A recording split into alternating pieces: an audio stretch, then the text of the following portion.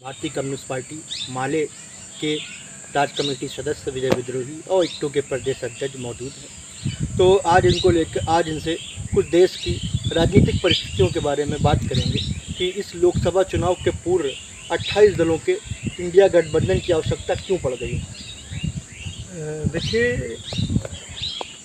India गठबंधन बनाने की ज़रूरत इस देश के अंदर इसलिए पड़ी कि ये दौर सामान्य नहीं है। पिछला जो 10 साल का जो समय है इस देश के अंदर, वो बहुत सामान्य समय नहीं है। एक तरफ इस देश का लोकतंत्र है, उसका संविधान है, नागरिक आज़ादी है, और दूसरी तरफ इसी लोकतंत्र और संविधान की सीढ़ी से सत्ता के शीर्ष पर पहुंची भाजपा। उसी संविधान, उसी लोकतंत्र और उसी नागरिक आज़ादी को खत्म कर देने पर आमदा है। पिछले 10 साल जनता के उत्पीड़न, आंदोलनों के दमन, सामाजिक विभाजन और संविधान से छेड़छाड़ के 10 वर्ष रहे। इस दौर में ये भी देखा गया कि सत्ता का भयानक दुरुपयोग करते हुए देश की तमाम संपदाओं को कुछ निजी चहेते लोगों को गिफ्ट कर देने का भी काम इस देश की सरकार ने किया, जिसमें रेल चली गई, बैंक चले गए, बीमा चला गया, हमारा बंदरगाह चले गए, हवाई जहाज चला गया। तो इस तरह से एक तरह से पूरी जो राष्ट्रीय परिसंपत्तियां थी इस देश के, जो नवरत्न थे, उन नवरत्नों को भी खुर्द-बुर्द कर दिया गया। देश की अर्थव्यवस्था एकदम कुएं में चली गई, रसातल में चली गई। और इन सब को साधते कैसे हैं कि इस देश के अंदर धार्मिक विभाजन करके आपने जो है इस अपने निकम्मेपन को, इस नकारेपन को आपने साधने की कोशिश की, इस देश की सत्ता ने साधने की कोशिश की। तो ये चुनाव इस नज़रिए से बहुत महत्वपूर्ण हो जाता है कि अगर भाजपा को सत्ता से हटाने में कामयाबी नहीं मिली तो आने वाले दिनों में कोई चुनाव भी इस देश के अंदर होगा या नहीं होगा, ये संविधान बचेगा भी कि नहीं बचेगा, इस देश के अंदर लोकतंत्र का क्या स्वरूप निकल के आएगा, सत्ता किस तरह का चरित्र लेकर के आएगी, ये कहना बहुत मुश्किल है। और इस खतरे को इस देश के अंदर वामपंथियों ने, खास तौर से भाकपा माले ने सबसे पहले इसको महसूस किया, और हम लोगों ने एक फांसीवाद विरोधी एकता कन्वेंशन बुलाया पिछले साल फरवरी के महीने में, और फिर एक शुरुआत हुई, और धीरे धीरे इस चिंता के आसपास जितने भी राजनीतिक दल देश के अंदर थे वो सारे लोग इकट्ठा हुए और एक इंडिया गठबंधन बना। और वो इस समय भारतीय जनता पार्टी को सत्ता से बेदखल करने के लिए जनता के सवालों को लेकर चुनाव मैदान में है। 4 चरण की लड़ाई में इंडिया गठबंधन बनाने के प्रभाव को आप देख सकते हैं कि जनता का आत्मविश्वास इससे बढ़ा है। और निश्चित तौर से भाजपा के खिलाफ जो अंदर बहुत खदबदाहट थी, नीचे नीचे बहुत हलचल थी, लेकिन डर और आतंक का जो माहौल भाजपा ने पैदा किया था, उसको एक गठबंधन बनाते ही वो उस आतंक को तोड़ने में कामयाबी मिली है। और जनता निर्भीकता के साथ आज मुखर होकर के अपने सवाल उठा रही है और सत्ता की आलोचना कर रही है। तो जैसे हम देखते हैं ये भाजपा जैसे क्या क्या रही है, ये सामाजिक भेदभाव जो हमारे अंदर उत्पन्न कर रही है और धार्मिक उन्माद अपने चरम सीमा पर है, तो वो किस एजेंडे पे काम कर रही है, ये हम पूछना चाहते हैं आपसे। देखिए, भाजपा जो है, भाजपा मोदी दोनों का एजेंडा एक है। दोनों के एजेंडे के बाद संघ का एजेंडा भी वही है जो भाजपा और मोदी आगे बढ़ा रहे हैं। इस देश के अंदर उनका बहुत पुराना सपना रहा है कि वे इस देश को एक हिंदू राज्य में बदलें। उनकी राजनीतिक विचारधारा जो रही है, जहां से संघ का निर्माण किया उन्होंने 1925 में, तब भी वो इस अवधारणा में आए। वो जाति भेदभाव को बनाए रखना चाहते हैं, वे जातियां बनाए रखना चाहते हैं, ऊंच नीच बनाए रखना चाहते हैं, क्योंकि मनुस्मृति उनकी प्रेरक है और उनकी वैचारिक वाहक है। और मनुस्मृति में जातियां हैं, मनुस्मृति में सवर्ण है, मनुस्मृति में दलित है, मनुस्मृति में वैश्य है। तो वो जो पूरे समाज का मनुस्मृति वाला जो ढांचा है वो उस ढांचे को फिर से लाना चाहते हैं। इसीलिए सवर्ण वर्चस्व को इन पिछले दिनों में अगर आप देखिएगा तो एक सवर्ण वर्चस्वशाली समाज के निर्माण की प्रक्रिया में वो आगे बढ़े हैं और दलितों पर बेहद हमले हुए हैं, आदिवासी और कमजोर लोगों पर हमले हुए हैं, अल्पसंख्यकों पर हमले हुए हैं, महिलाओं को दोयम दर्जे का नागरिक मानते हैं उन पर हमले बढ़े हैं। तो इस तरह से अगर आप देखेंगे तो भाजपा उसी एजेंडे को आगे बढ़ा रही है, मोदी उसी एजेंडे को आगे बढ़ा रहे हैं जो एजेंडा संघ का एजेंडा है।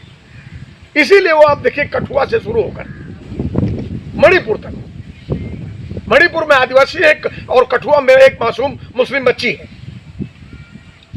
तो एक जैसा व्यवहार हो रहा है बलात्कारियों के साथ और महिलाओं के साथ भी एक जैसा व्यवहार हो रहा है। चाहे वो हमारी दिल्ली में अपने मोनेस्ट्रेशन के खिलाफ लड़ती हुई पहलवान महिलाएं हो, बच्चियां हो, चाहे वो उन्नाव की बेटी हो, और चाहे वो बीएचयू में आईआईटी की स्टूडेंट हो, और चाहे वो मणिपुर की छात्राएं हो, या इस देश के अंदर इस तरह का जो भी विमर्श है, तो उसमें अगर आप देखिएगा तो सर्वाधिक महिलाएं उसके हमले में है, आदिवासी उसके हमले में है, दलित उसके हमले में है, निशाने में है, और अल्पसंख्यक उसके निशाने में है।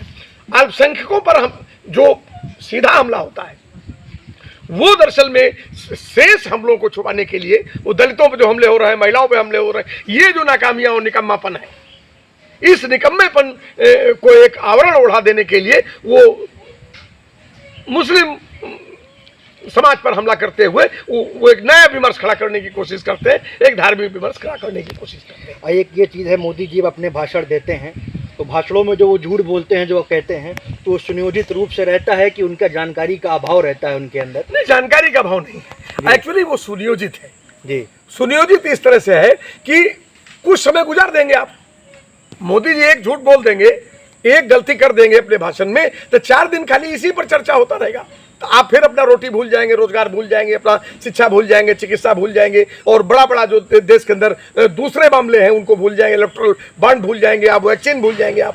तो वो जानबूझ के नियोजित ढंग से बात करते हैं। ये बात यूं ही नहीं है कि इतिहास का ज्ञान नहीं है कि वो कबीरदास और नानक जी और रविदास के बीच में मीटिंग करा देते हैं, ये यूं ही नहीं है, वो सचेतन रूप से।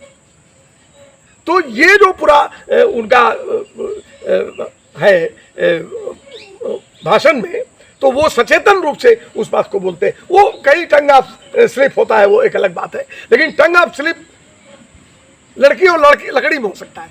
तो वो मान लिया भाई कि सहारनपुर में आप लकड़ी को आप लड़की कह गए, ये टंग ऑफ स्लिप है, लेकिन बाकी टंग ऑफ स्लिप नहीं है, ये टंग ऑफ स्लिप है।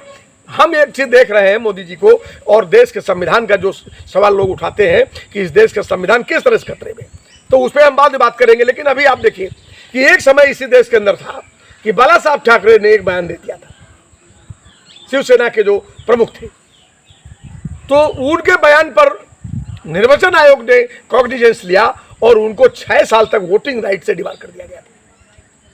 जिस देश में एक आदमी को मुसलमानों के खिलाफ एक बयान देने में 6 साल के लिए वोटिंग राइट से डिबार कर दिया गया, आज उसी देश का प्रधानमंत्री घूम घूम करके और उसकी पूरी पार्टी मुसलमानों को मंगलसूत्र दे देंगे, मुसलमानों को तुम्हारा एक भैंस दे देंगे, मुसलमानों को तुम्हारा एक कमरा दे देंगे, मुसलमानों को तुम्हारा आरक्षण दे देंगे, तुम्हारा।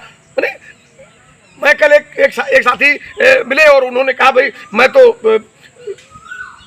अपने बाप की 6 संतान हूं, और मोदी जी ने कहा कि 6 लोगों वाले परिवार वाले बच्चों वाले परिवारों को दे देने की तैयारी है। तो बोले मैं तो 6 हूं, और कांग्रेस के जमाने में हमको हमारे 5 भाइयों को नौकरी मिली। तो मोदी जी खाली मुसलमानों को गाली नहीं दे रहे हैं, हमको भी गाली दे रहे हैं, और उन तमाम परिवारों को गाली दे रहे हैं। मेरी एक बहन मर न गई होती तो हम पीछे थे, हम सबको गाली दे रहे हैं। तो वो दरअसल में विमर्श बनाना, खाली मुसलमानों के खिलाफ एक नफरत पैदा करना, उस नफरत को लगातार हवा देते रहना, उसके जरिए ध्रुवीकरण करना। और वास्तविक सवाल जो है इस देश के अंदर, ILO का रिपोर्ट आया है, इंटरनेशनल लेबर ऑर्गेनाइजेशन का रिपोर्ट है कि इस देश के अंदर इस समय 80% आबादी बेरोजगार है, जिसमें 65% नौजवान बेरोजगार है, और जो 65% नौजवान बेरोजगार है उसमें इंटरमीडिएट एंड प्लस इंटरमीडिएट है।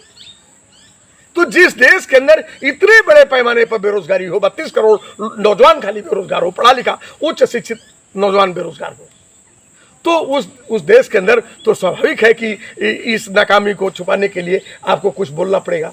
इलेक्टोरल बॉन्ड में आपने 6,000 करोड़ रुपए लिए। अभी एक रिपोर्ट आई है, न्यूज क्लिक ने उसको छापा, जनचौक ने। वो रिपोर्ट कहती है कि देश के अंदर भाजपा ने जितने कार्यालय बनाए, उनकी जमीन और उनकी बिल्डिंग में 60,000 करोड़ रुपए खर्च हुआ है। तो इलेक्टोरल बॉन्ड में तो 6,000 करोड़ 8,000 करोड़ दिखाई पड़ रहा है। ये 60,000 करोड़ रुपए, बाकी 52,000 करोड़ रुपए कहां से आए?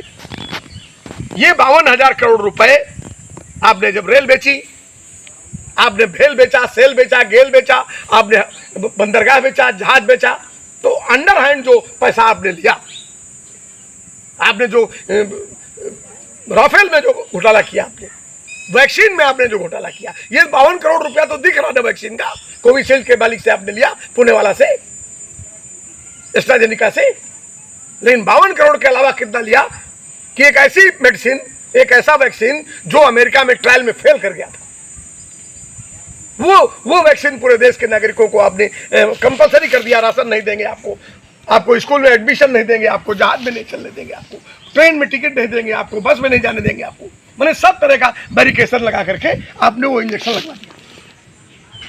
तो ये जो 60,000 करोड़ है, ये जो पूरे 10 साल है, ये एक्चुअल में पूंजीपतियों की सेवा, जनता की जेब काटना और नौजवानों को बदहाली में ढकेल करके और उनको इसी हिंदू मुसलमान का पहाड़ा पढ़ाकर उनको हत्यारा बनाने की जो कोशिश है कि इस देश के अंदर कोई बड़े गृह युद्ध की जैसी परिस्थिति बने और इस देश के अंदर बल्कि एक बड़े पैमाने पर नरसंहार हो जाए, उसके लिए आपने नौजवानों को तैयार किया था। ये बात अलग है कि समय से ये नौजवान रोजगार के सवाल पर उठकर खड़े हो गए और मोदी जी का वो मंसूबा ध्वस्त हो गया। अब जैसे हम देखते हैं कि मीडिया हमारा चौथा स्तंभ है, आप देखते हैं कि ये लोकसभा चुनाव के जो चरण चल रहे हैं, इस पर किस तरह पत्रकारों पे हमला हो रहा है। जैसे हाल ही में देखें कि रायबरेली में एक भाजपा नेता की रैली में किस तरह पत्रकार के सवाल करने पर उस पर हमला होता है, और कल ही देखिए जौनपुर में एक पत्रकार की हत्या कर दी जाती है। तो ये ऐसा क्यों पत्रकारों के साथ ऐसा बर्ताव हो रहा है इस सरकार में? देखिए, वो किसी भी तरह की आज़ादी के खिलाफ है। फांसीवाद का एक जो चरित्र है वो यही है, मूल चरित्र, कि वो किसी भी ऐसे प्रगतिशील विचार और स्वतंत्र विचार के विरुद्ध है। तो या तो उनकी गुलामी स्वीकार कर लीजिए आप और उनके एजेंडे को बढ़ाइए आप, और अगर आप उनकी गुलामी स्वीकार नहीं करते हैं, आप आज़ादी पसंद हैं, तो आपका हाल दाभोलकर का वह हाल होगा, आपका हाल गौरी लंकेश जैसा होगा। यहाँ तो हत्याएं हो गई है, गोविंद पंसारे जैसा हाल हो जाएगा आपका, स्वामी स्टैंस जैसा हाल हो जाएगा कि जेल में डाल दिया आपने और आपने उनको दवा नहीं दी, आपने उनको क्या कहते हैं वो मुंह से सांस लेने वाला जो इनहेलर नहीं दिया आपने। तो ये अभी छूट करके आए हैं वो DU विश्वविद्यालय के एक प्रोफेसर साईं बाबा, उनके साथ आपने 10 साल जेल में क्या किया। तो ये सब पूरा रहा है। पत्रकारों के साथ 1 दर्जन से ज़्यादा साहित्यकार जेलों में हैं, 1 से दर्जन ज़्यादा साहित्यकारों की हत्या हो गई, लेखकों की हत्या हो गई, पत्रकारों की हत्या हो गई। रुपेश कुमार से लेकर के और बनारस में घास की रोटी लॉकडाउन के दौरान खाते हुए दिखा दिया, तो वो पत्रकार अभी भी जेल में पड़ा हुआ है। ये हत्याएं हैं। तो ये दरअसल में इनकी प्रविधि है कि जो आत्मसमर्पण न करे, प्रतिरोध की आवाज़, प्रतिरोध करने वाला मीडिया नहीं चाहिए इनको, प्रतिरोध करने वाला समाज नहीं चाहिए इनको, प्रतिरोध में खड़ी ताकतें नहीं चाहिए उनको। और इसीलिए अगर आप देखिए तो सर्वाधिक जन आंदोलन की ताकतों पर इनका रोलर चला है। वो कर्मचारियों का आंदोलन कुचल दिया इन्होंने, मजदूरों का आंदोलन कुचल दिया इन्होंने, CA NRC के खिलाफ जो आंदोलन चला उत्तर प्रदेश के अंदर ही अगर देखिए तो एक दिन में 40 लोगों की हत्या करके उस आंदोलन को सट करने की कोशिश किया। वो महिलाएं बहादुर थी जो निकल आई और शाहीन बाग से लेकर के पूरे देश में खड़ी हो गई, वरना और आज तक उन 40 हत्याओं के लिए पुलिस जिम्मेदार है, किसकी गोली से मरे थे आज तक उत्तर प्रदेश की सरकार नहीं बता पाई। तो ये जो पूरा आप जामिया में देख सकते हैं कि किस तरह से वो एक प्रशिक्षित संघ के नौजवान लड़के को ले गए और वो गोली चलवा दिया आंदोलनकारी छात्रों पर। JNU में उन्होंने छात्रों पर जो है आयसा और स्टूडेंट फेडरेशन ऑफ इंडिया के पदाधिकारियों और छात्रों पर हमला करवाया। IC घोष की खोपड़ी फट गई, आज तक किसी का पता नहीं लगा। श्री राम कॉलेज में जय श्री राम का नारा लगा करके छात्र लड़कियों के कॉलेज में कूद गए, अपने कपड़े उतार करके कूद गए, वो नृत्य करने वाले लोग आज तक नहीं पकड़े गए। तो वो जो पूरा उनका विमर्श है उसमें कहीं अभिव्यक्ति की आज़ादी और मानवीय गरिमा, इसीलिए कहते हैं कि लोकतंत्र खतरे में है। वो गला दबा दिया जाएगा जो बोलेगा, वो जबान काट ली जाएगी जो जबान प्रतिरोध की आवाज बनी। इसी बात पे एक सवाल और बनता है कि आज लोग ऐसा सोचते हैं, ऐसे विचार रखने वाले लोग सोचते हैं कि संविधान खतरे में है, तो प्रमुख बातें क्या आएंगी कि संविधान क्यों खतरे में है? देखिए, संविधान में पन्ना ऊपर वाला वही रखिए और भीतर का सब हालचाल बदल दीजिए, है तो उससे तो आप ये कह नहीं सकते कि नहीं भाई हमने इसमें कोई बदलाव नहीं किया है। अभी मोदी जी भी कसम खा रहे हैं कि जो है हम इसमें से अम्बेडकर साहब भी आ जाएंगे तो इसका एक पन्ना नहीं बदल पाएंगे। ये नहीं कह रहे हैं। संविधान दरअसल में क्या है? संविधान इस देश के अंदर 1857 से लेकर के 1947 तक चले स्वतंत्रता संग्राम में विभिन्न समाज के हिस्सों की संघर्षों की अभिव्यक्ति है, उनकी आकांक्षाएं हैं इस देश की। और वहां उसकी शुरुआत करते हैं आप वी द पीपुल, हम भारत के लोग। लेकिन आप सीए सिटीजन एक्ट में क्या लाए? आप धार्मिक आधार पर आप इस देश में नागरिकता देंगे। ये हमारा संविधान की आत्मा के विपरीत है और उसके प्रियम्बल के विरुद्ध है। नागरिकता देने का जो सवाल धार्मिक आधार पर आपने सीए में किया, सिटीजनशिप एक्ट में, वो हमारे प्रियम्बल के विरुद्ध है। आपने श्रमिकों के लिए बनाए गए 44 श्रम कानून खत्म कर दिए, 4 श्रम संहिताएं ले आए। एक वर्कर्स के लिए एक लॉलेस स्टेट हो गया, कानून विहीन राज्य हो गया, सब पूंजीपतियों के लिए। आपका उसमें टर्म एम्प्लॉयमेंट आप ले आए। वो खाली सेना में थोड़ा 4 साल का अग्निवीर, वो 4 साल का अग्निवीर वहां है और यहाँ टर्म एम्प्लॉयमेंट है। 6 महीने की नौकरी, 6 दिन की नौकरी, 2 साल की नौकरी, 3 साल की नौकरी, 4, जिसमें ना ईएफ है, ना पीएफ है, ना ईएल है, ना सीएल है, ना ग्रेजुटी है और ना ही इंश्योरेंस है और ना ही कोई सामाजिक सुरक्षा है। तो एक ये स्थिति। और दूसरा एक तरीका लाए कि संविदा और आउटसोर्सिंग ठेका, जिस ठेका प्रथा से मुक्त होकर के हम परमानेंसी का अधिकार हमने हासिल किया था, सामाजिक सुरक्षा का अधिकार हमने हासिल किया था। अभी आप क्या कर रहे हैं? कंपनी को आप 28,000 दे रहे हैं, लेकिन हमको कंपनी के हवाले कर दे रहे हैं, तो आउटसोर्सिंग कर्मी के रूप में हमको 9,000 दिया। तो ये जो पूंजीपतियों का जो ठेकाकरण है और धीरे धीरे कारपोरेटाइजेशन का जो दौर चल रहा है, चाहे वो हेल्थ डिपार्टमेंट हो, चाहे रेल हो, चाहे बैंक हो, चाहे बीमा हो, चाहे वो सरकारी विभाग हो, सभी जगह वो एक तरह से कारपोरेटीकरण हो रहा है और पूरा देश कंपनियों के हवाले करने की जो कोशिश हो रही है, उस कोशिश में अगर आप देखेंगे तो उस संविधान के भीतर बिना छेड़छाड़ किए आप ये कर नहीं सकते। तो संविधान के भीतर पन्ना ऊपर वाला रखिए और भीतर सब बदल दीजिए। पब्लिक सेक्टर आपने खत्म कर दिया। पब्लिक सेक्टर अगर खत्म हो जाएगा इस देश के अंदर, सेवा क्षेत्र खत्म कर दिया आपने, सार्वजनिक क्षेत्र खत्म कर दिया आपने, तो फिर सरकारी क्षेत्र ही खत्म हो गया। और जब सरकारी क्षेत्र खत्म हो जाएगा तो रिजर्वेशन सब खत्म हो गया। तो प्राइवेट सेक्टर में रिजर्वेशन है नहीं, तो दलितों के अधिकार खत्म हो गए। आपने बिना संशोधन किए हुए एक तरफ आरटीई चल रहा है, राइट टू एजुकेशन हो रहा है, इसी संविधान में राइट टू एजुकेशन का मामला है। और इसी संविधान के तहत आपने उत्तर प्रदेश के अंदर ही 57,000 स्कूल बंद कर दिए।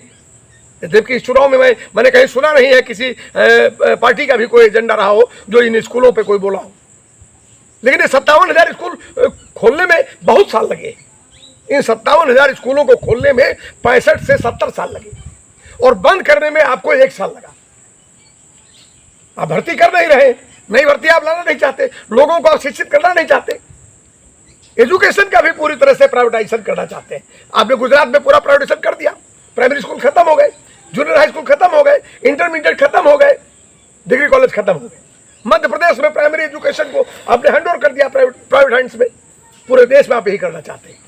तो ये संविधान के अंदर जो हमको कॉन्स्टिट्यूशन में जो राइट मिला था, राइट टू स्पीक, बोलने का अधिकार, राइट टू स्टडी, पढ़ने का अधिकार, सोचने का अधिकार, खाने का अधिकार, लिखने का अधिकार, बोलने का अधिकार, फैशन का अधिकार, ये सारा अधिकार आप सीज कर देना चाहते हैं। आप कहते हैं संविधान नहीं चलेंगे। आप कह रहे हो कि कपड़े किस तरह पहनो, लड़कियां क्या कपड़े पहनकर स्कूल में जाएंगी।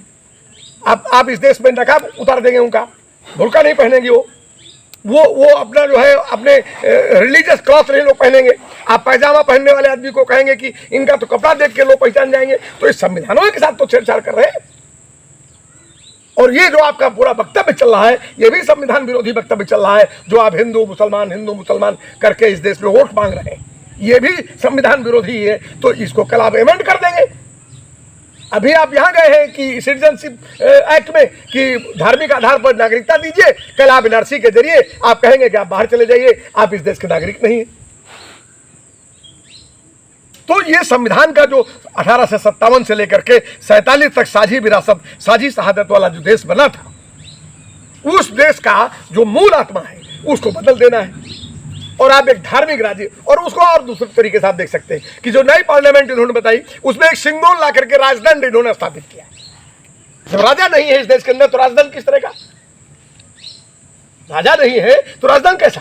लेकिन राजदंड है तो यानी भविष्य में राजा बनने की एक परिकल्पना है कि राजा सोचता है कि युगों युगों तक मेरे मरने के बाद भी मेरी लाश को सिंहासन पर रख करके और मेरे नाम से देश चलाया जाए। इस परिकल्पना की तरफ ये देश बढ़ाया जा रहा है। और इसके खिलाफ ये दरअसल में 2024 का चुनाव भारत के अंदर डेमोक्रेसी को बचाने का, संविधान को बचाने का और नागरिक आज़ादी को बचाने का चुनाव इसीलिए बहुत महत्वपूर्ण। तो जैसे देखिए कि ये लोकसभा का 5वां चरण है और इसकी वोटिंग पड़नी है कल जैसे, तो रायबरेली वासियों को आप क्या संदेश देते हैं कि ये पूंजीवादी और धर्म विशेष की जो सरकार है जो देश को बांटने में लगी है उसको कैसे उखाड़ फेंके? इसके लिए रायबरेली वासियों को क्या संदेश है आपका? देखिए, मेरा संदेश तो रायबरेली और सारे प्रदेश और पूरे देश के आवाम से यही संदेश है कि इस चुनाव को सामान्य चुनावों की तरह लेने के बजाय इस चुनाव को 1947 पर खड़े होकर अपने पुरखों की कुर्बानी, उनके द्वारा दी गई आज़ादी के बाद उन्हीं की कुर्बानियों से निकली हुई आवाज़ के रूप में मिले हुए संविधान तथा हमारी जो नागरिक आज़ादी, इन तीनों की हिफाजत के लिए इस चुनाव को लड़ना चाहिए, इस चुनाव में जाना चाहिए। भाजपा के फांसीवादी मंसूबों को नष्ट ध्वस्त करना चाहिए और संघ जो सपना देख रहा है कि अगले वर्ष उसके 100 साल पूरे होने वाले हैं और वो अगले 100 साल पूरे होने के जश्न में वो इस देश के अंदर पूरे देश में भगवा लहराने की जो ख्वाब देख रहा है, इस ख्वाब को ध्वस्त करना चाहिए। ये देश मेहनत कशों का है, ये देश नौजवानों का है, ये देश बुद्धिजीवियों का है, ये देश खेत काटने वाली महिलाओं का है। ये देश अगर उनके सम्मान की हिफाजत नहीं कर सकता, नौजवान के हर हाथ के काम का इंतजाम नहीं कर सकता, किसान के हर खेत तक पानी का इंतजाम नहीं कर सकता, उसके खाद और बीज का इंतजाम नहीं कर सकता, इस देश में धार्मिक आज़ादी और समरसता की गारंटी अगर इस देश नहीं कर सकता, कोई शासन नहीं कर सकता, तो ऐसे शासन को खारिज करिए और एक ऐसी सरकार लाइए जो हमारी अपनी सरकार हो, जिसे हम महसूस कर सके कि ये हमारी सरकार है और ये सरकार हमारी बात सुनेगी और हमारे सपनों को और संविधान की आकांक्षाओं को पूरा करने के लिए इस देश को समृद्धि के रास्ते पर ले जाएगी। और जिस खाई में भाजपा ने ढकेला है, इस खाई से बाहर निकाल करके देश को फिर एक नई पटरी में ले जाएगी और हम लोग साझी शहादत, साझी विरासत के साथ मिलजुल करके प्रेम से इस मुल्क को इसकी वास्तविक दिशा में, मंजिल में भगत सिंह, चंद्रशेखर आज़ाद, अशफाक उल्लाह के सपनों की ओर ले जाएंगे। चलिए, आपका बहुत बहुत शुक्रिया।